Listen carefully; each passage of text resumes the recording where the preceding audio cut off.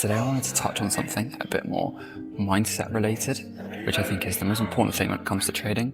So I hope this video will give you a lot of value. I think you can take a lot from this.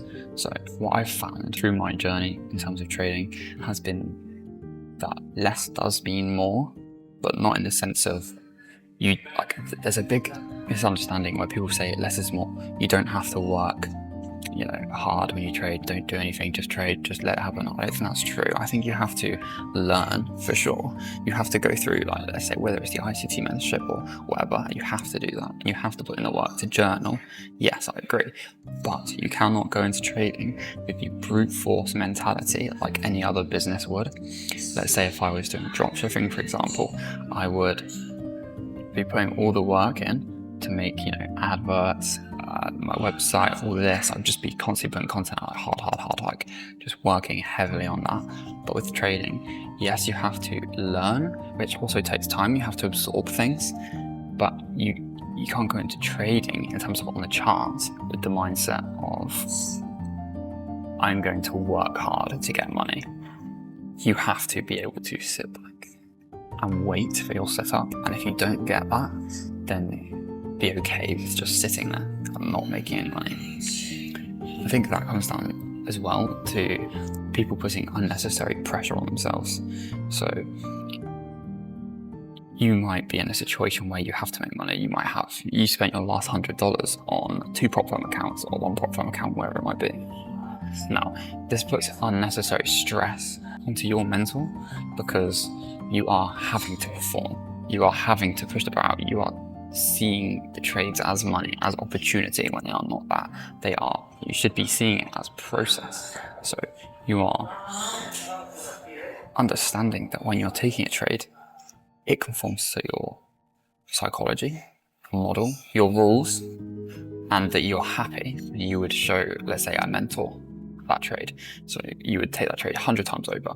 You see that, you go, yeah, I would have taken that 100%. No, okay, maybe I could have taken this. I might take it because I need the money, kind of thing. That is a failing mentality, and that will not get you anywhere.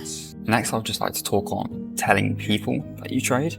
So obviously I traded for about, I would say 5 months, and then sort of gave up on it before I came back to it.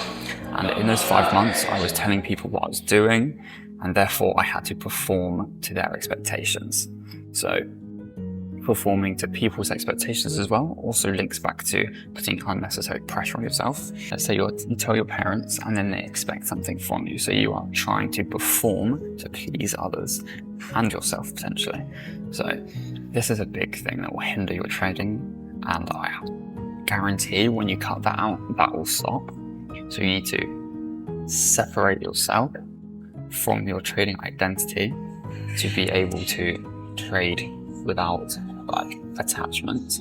The next thing I want to talk about is being content with what you currently have.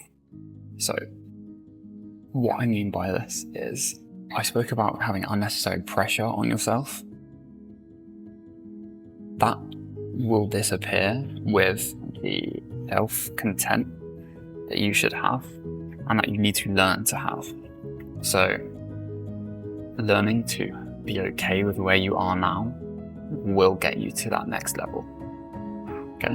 And that doesn't mean stepping back and not trying to improve. You obviously need to try to improve, but you also need to understand that it's not a race.